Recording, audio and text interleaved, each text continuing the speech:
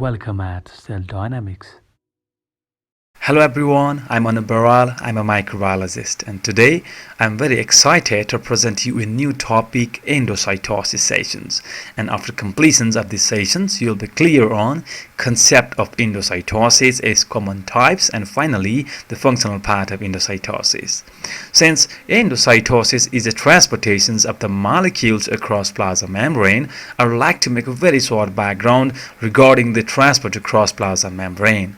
As you all know that every living cell is composed of the phospholipid bilayer structure that completely encloses the cytoplasms, and that is called plasma membrane or cell membrane.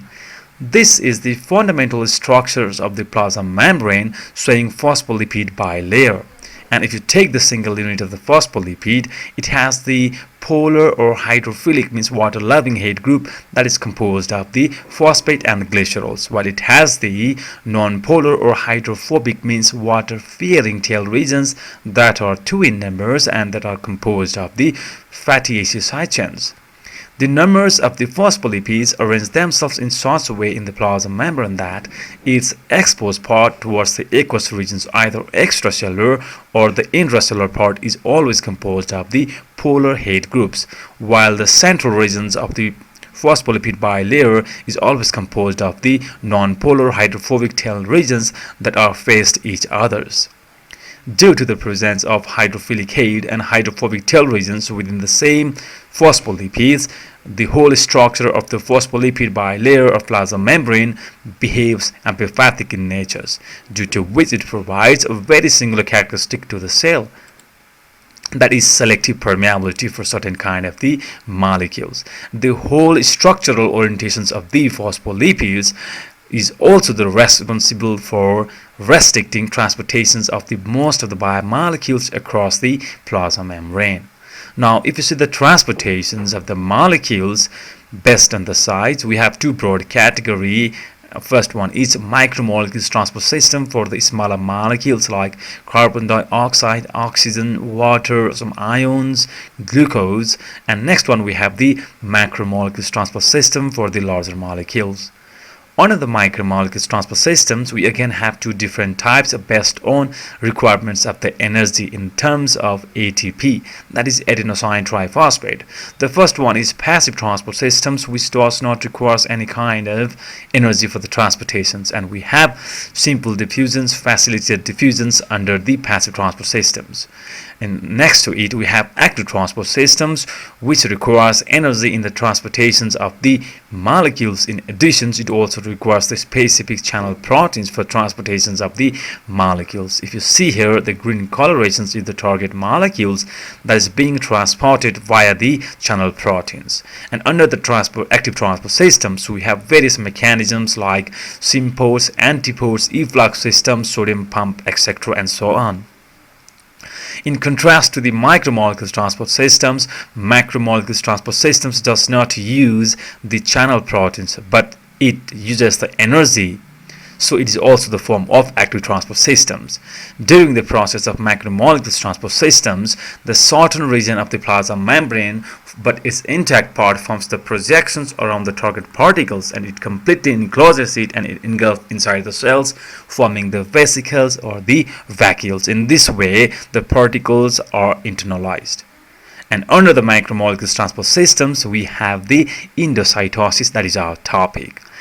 During the process of endocytosis, not only the target molecules but also the plasma membrane is internalized. So endocytosis is defined as a collective form of plasma membrane internalizations. However, the various mechanisms under the endocytosis process was discovered earlier. The term endocytosis was coined by Christine in 1963 just to represent the uptake of fluid substances as well as the larger particular substances. Now, talking about the occurrence part of endocytosis is found only in the eukaryotic cells but not in the prokaryotic cells. In eukaryotic cells, it is found both in unicellular organisms like amoeba, that is just a process for feeding purpose, while in case of multicellular organisms like us, human body, let's say the liver cell, that is hepatocyte, it generally uses the process of endocytosis to absorb the fats present in the blood, and generally in the form of LDL, low density lipoproteins. And also we have the multicellular cells like phagocytes that helps to provide the immunity to the body by killing the invasive or infectious pathogenic microorganisms. Now, for better understanding and developing the concepts on endocytosis, I have pointed out here 4 basic things. As first one is, what is internalized or endocytosed? That may be the macromolecules, which includes insulins, glycoproteins, low density lipoproteins, or it may include the particulate substances, apoptotic cell debris. The specific apoptotic cell debris are the residues of the process apoptosis, which is a programmed cell death.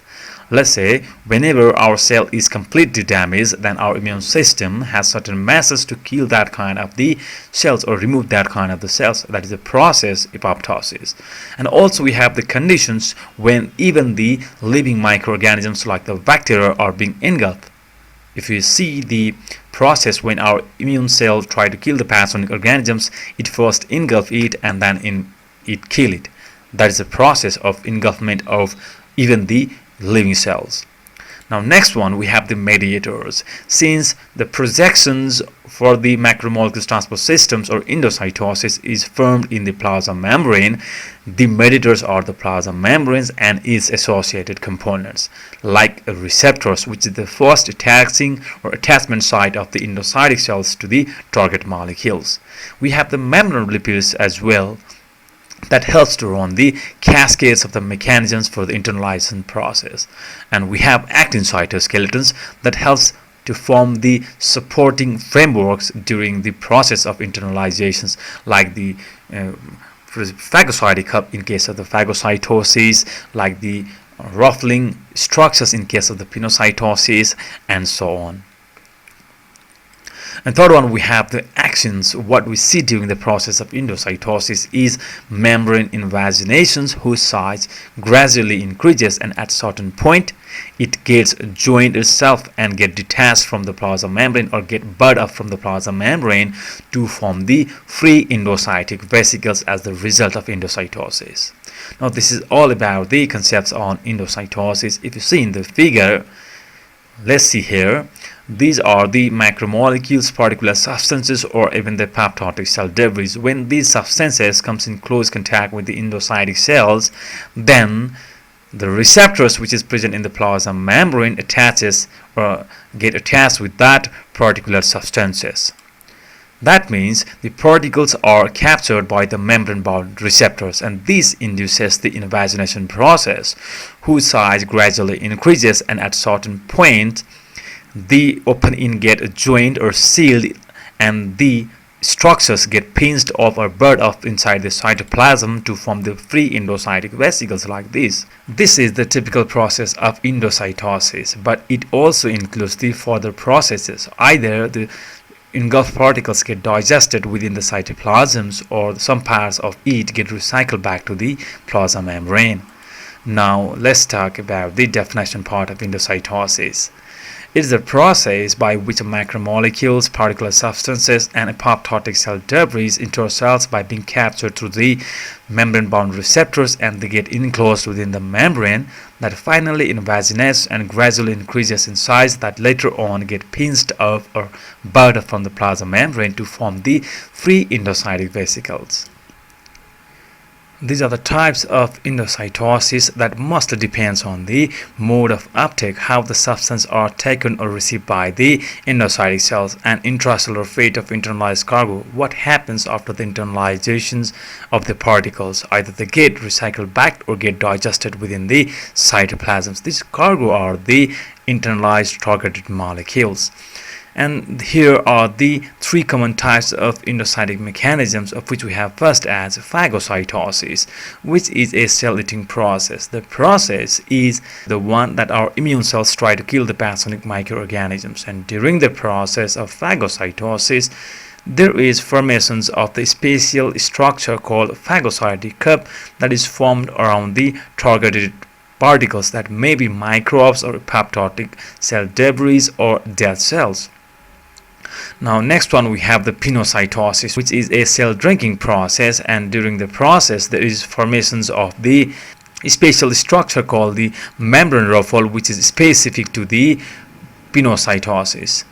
These membrane ruffles fold back onto itself and engulf the large volumes of the extracellular fluid substances. And third one, we have the receptor-mediated endocytosis, which is also called as clathrin-mediated endocytosis. During the process, there is formations of the pit or bulb-like invagination structure of the plasma membrane, around which there is covering of sugar case-like or network of clathrin proteins. The whole structure is called the clathrin-coated pit. Now, what we see common about these common types of endocytic process is there is involvement of actin cytoskeletons, which is shown here in red in colorations, that has to support the framework formed in each different types of endocytic process. In addition, we also have the other types of endocytic mechanisms which is under the scientific research, like capillary dependent uptake. If you see here, this is the capillary structures which has the striated forms of capillin protein, and this chain-like structure is of the GTPase dynamin that helps to detach these capillary structures to form the free endocytic vesicles. The similar GTPase dynamin is also used in the clathrin-mediated endocytosis to detach this clathrin-coated pit to form the free clathrin-coated vesicles. Next, we have the non-clathrin, non-capillary endocytosis, small GTPase ARF6 pathways, and finally the flotillin pathways. These flotillins are the proteins which helps to curve the membrane so as to form the required invaginated structures in case of the flotillin pathways. Finally, we have the functional part of endocytosis, and let's talk about it briefly. First one, we have for feeding purpose. The unicellular organisms like the amoeba use just the process solely for feeding purpose, for engulfing the protozoans or small microorganisms present in the water. The next one we have for defending.